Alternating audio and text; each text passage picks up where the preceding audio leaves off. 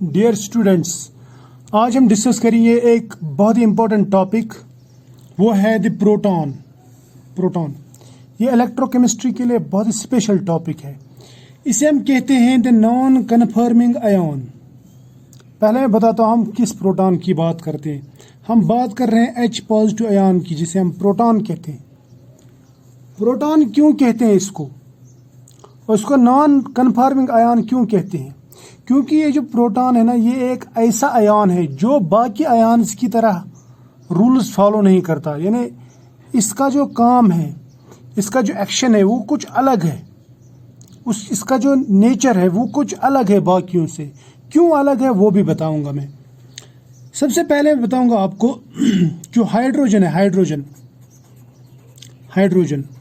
Hydrogen में 3 isotope रहते हैं। एक रहता है H11 जिसे हम प्रोटियम कहते हैं, H12 जिसे हम ड्यूटेरियम कहते हैं, और H12 और H13 जिसे हम ट्राइटियम कहते हैं। प्रोटियम का मतलब रहता है जिसमें एक ही इलेक्ट्रॉन एक ही प्रोटॉन, यानी इसका एटॉमिक नंबर और मास नंबर सेम। यहाँ पे एक इलेक्ट्रॉन, एक प्रोटॉन और एक न्यूट्रॉन, यानी इसमें एक प्रोटॉन तो एटॉमिक नंबर 1 और एक न्यूट्रॉन भी है, तो प्रोटॉन प्लस न्यूट्रॉन इसका मास नंबर बन जाता है, तो मास नंबर 2। इसमें एक प्रोटॉन 2 न्यूट्रॉन, यानी एटॉमिक नंबर 1 और mass number proton plus neutron यानी 2 + 1 = 3। इसे हम कहते हैं ट्राइटियम। अब ये जो प्रोटियम है ना, प्रोटियम H11 प्रोटियम, इसे हम प्रोटॉन क्यों कहते, मतलब प्रोटियम क्यों कहते हैं ये बताऊंगा मैं। पहले देखो, अगर हम इसका स्ट्रक्चर लेंगे ना, तो इसमें सेंटर में एक न्यूक्लियस है। इस न्यूक्लियस में प्रोटॉन है, एक प्रोटॉन, वाहिद प्रोटॉन, अकेला प्रोटॉन, और इसके शेल्स में एक ही इलेक्ट्रॉन है जो 1s सब शेल में रहता है। इसकी इलेक्ट्रॉनिक कन्फिग्रेशन है 1s1। अब देखो, इसका जो न्यूक्लियस है, ये वाहिद न्यूक्लियस है। वाहिद मतलब अकेला न्यूक्लियस ऐसा है जिसमें सिर्फ अकेला प्रोटॉन रहता है, ओनली प्रोटॉन रहता है। इसमें कोई न्यूट्रॉन नहीं है, ये याद रखना। ये जो प्रोटियम है, यानी हाइड्रोजन का जो अबंडेंट आइसोटोप है प्रोटियम, उसमें अकेला प्रोटॉन रहता है, उसमें कोई न्यूट्रॉन नहीं है। ये वाहिद अकेला एक ऐसा एटम है जिसमें न्यूट्रॉन नहीं है। अब अगर हम इसमें से ये इलेक्ट्रॉन निकाल देंगे, ये स्ट्रिप ऑफ कर देंगे, सपोज हमने इलेक्ट्रॉन निकाल दिया, अंदर प्रोटॉन था, बाहर इलेक्ट्रॉन था, इलेक्ट्रॉन निकाल दिया, यानी माइनस कर दिया इलेक्ट्रॉन, तो यहाँ पे सिर्फ और सिर्फ प्रोटॉन रहेगा विद पॉजिटिव चार्ज। समझ में आया ना?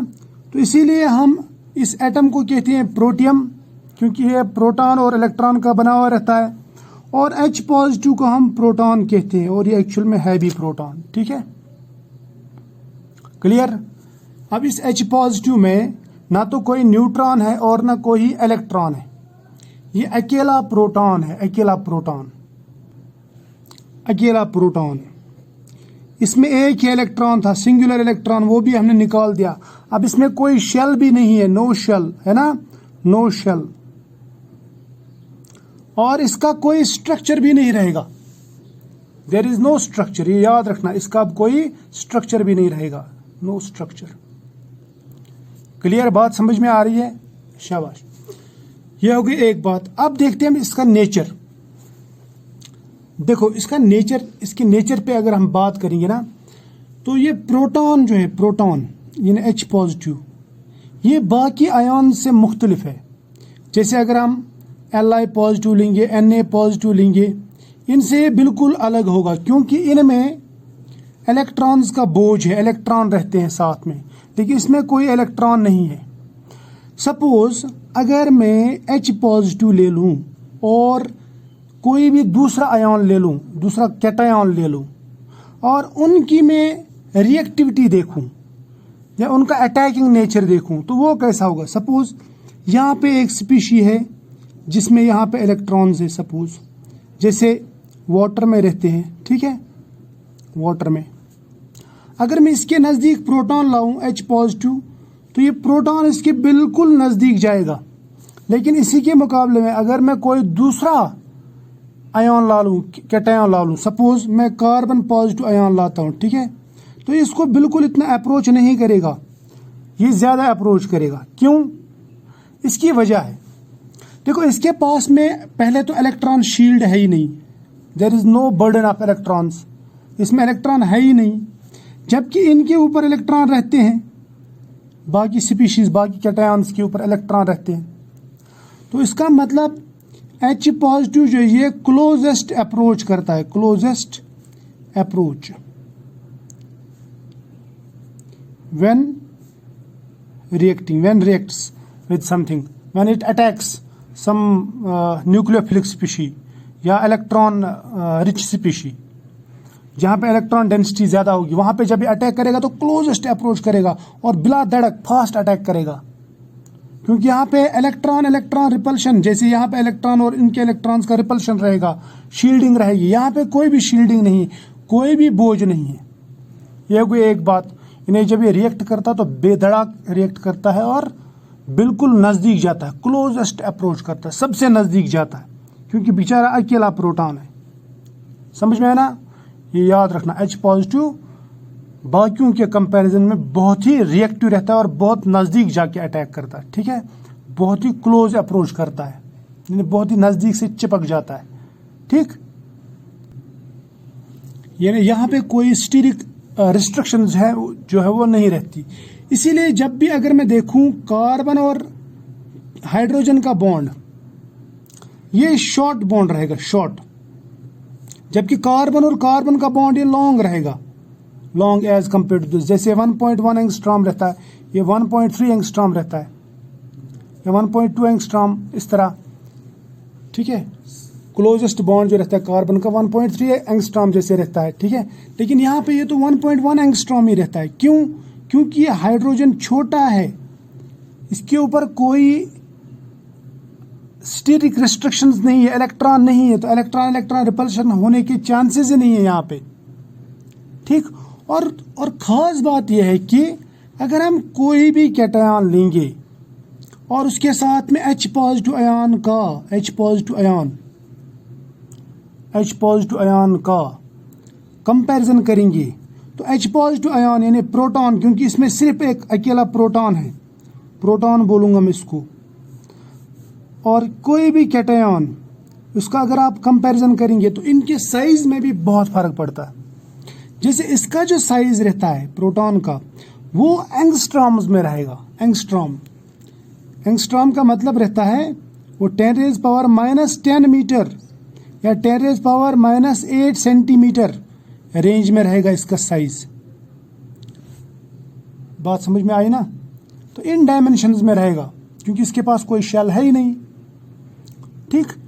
जबकि अगर मैं दूसरा कोई कैटायन ले लूं, चाहे लिथियम ले लूं, सोडियम ले लूं, या कोई दूसरा कार्बो कैटायन ले लूं, तो इनका जो साइज रहेगा, वो रहेगा, इसका जो साइज है वो फेम्टोमीटर्स में रहेगा, यानी 10⁻⁻15, फेम्टोमीटर्स में रहेगा, यानी 10⁻⁻13 सेंटीमीटर, 10⁻⁻15 मीटर, फेम्टोमीटर्स में रहता है इसका साइज, बहुत छोटा। मैं बताऊंगा कितना छोटा। और इनका जो साइज है, इनका साइज वो रहेगा एंगस्ट्रॉम्स में, एंगस्ट्रॉम का मतलब रहता है 10⁻⁻10 मीटर या 10⁻⁻8 सेंटीमीटर, यानी इन दोनों में तकरीबन 1 लाख का फर्क है। मैं ये कह सकता हूँ कि H पॉजिटिव आयन जो है वो बाकी कैटायंस के कंपैरिजन में कितने टाइम्स 10⁵ टाइम्स स्मॉलर रहता है, यानी 1 लाख टाइम्स स्मॉलर रहता है, 1 lakh times smaller than other cations. बात समझ में आ गई? अगर ये इतना छोटा है, तो इसकी जो प्रॉपर्टीज है वो भी बिल्कुल इनसे अलग होंगी। मैं कुछ प्रॉपर्टीज बता भी देता हूं आपको। जैसे एक प्रॉपर्टी मैं बोलूंगा आयोनिक मोबाइलिटी जो रहेगी, ionic mobility H positive ion की 5 टाइम्स ग्रेटर देन रहती है, 5 times greater than cation, any other cation, at least 5 times. यानी 5 गुना या इससे ज़्यादा भागता है सोल्यूशन में। दूसरी बात, इसकी जो सॉल्वेशन होगी, सॉल्वेशन वो बाकी के कंपैरिजन, बाकी जो कैटायन जैसे सोडियम पॉजिटिव आयन है या लिथियम पॉजिटिव आयन है, उनके कंपैरिजन में इसकी जो सॉल्वेशन रहेगी वो बिल्कुल ही डिफरेंट रहेगी। समझ में आना? हालांकि ये भी मैटर है, ये भी बिल्डिंग ब्लॉक ऑफ मैटर है, building block of matter, building block है ये भी ऑफ मैटर, याद रखना। और ये फंडामेंटल पार्टिकल भी है, जबकि इनमें और इनमें फर्क है। इसको मैं बोल सकता हूँ दिस इज सब atomic particle. H positive ion जो है ना, ये सब एटॉमिक पार्टिकल है, दीज आर नॉट सब एटॉमिक पार्टिकल्स। समझ में आया? तो इनके कंपैरिजन में इसका बिहेवियर बहुत ही अलग होगा, बहुत ही अलग। ये क्वांटम मैकेनिकल बिहेवियर दिखाएगा, जबकि ये थोड़ा बहुत मैं बोलूंगा कि क्लासिकल और क्वांटम मैकेनिकल के बीच में का बिहेवियर दिखाएंगे। क्लियर? तो ये जो बिहेवियर है इसका, ये हम आगे भी पढ़ेंगे, इसकी सॉल्वेशन, इसकी मोबाइलिटी, आयनिक मोबाइलिटी वगैरह पढ़ेंगे। लेकिन इसकी आयनिक मोबाइलिटी और इसकी सॉल्वेशन इनके कंपैरिजन में ऑल टुगेदर डिफरेंट है। समझ में आया ना? ये मैं इसको बोल सकता हूँ इट इज नॉन कन्फर्मिस्ट, ये इनके साथ में एग्री नहीं करता।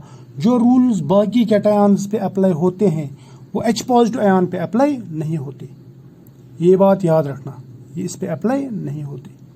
क्लियर? तो जो नेक्स्ट लेक्चर आएगा इसके ऊपर प्रोटॉन सॉल्वेशन, उसमें मैं आपको कुछ खुसूसियात दिखाऊंगा इसकी जो इनमें नहीं है। एक खुसूसियत मैं यहाँ पे बता सकता हूँ, जैसे H positive ion hydrogen bonding कर सकता है, जबकि ये कैटायन जो है इस तरह हाइड्रोजन बॉन्डिंग नहीं कर सकते। क्लियर? तो फिलहाल आज इतना ही, मिलेंगे नेक्स्ट लेक्चर में, तब तक के लिए बाय।